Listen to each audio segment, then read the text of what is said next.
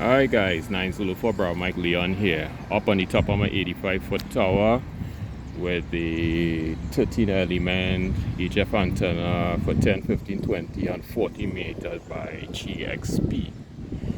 So, see how long the boom. Alright, try to show what I could show. Alright, truss bearing. This here was a safety to take the weight off the rotor, and motor mass.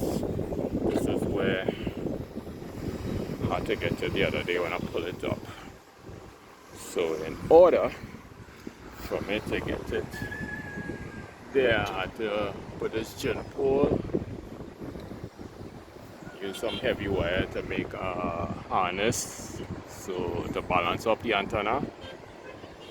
And the rope, the first video I had was from the bottom of the tower, showing where the rope was going down to the big hook or the weights.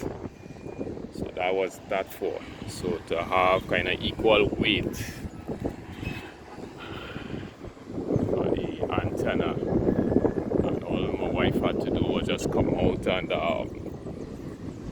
just kind of pull a little bit or push a little bit there to help me. So I got it in. So there she is.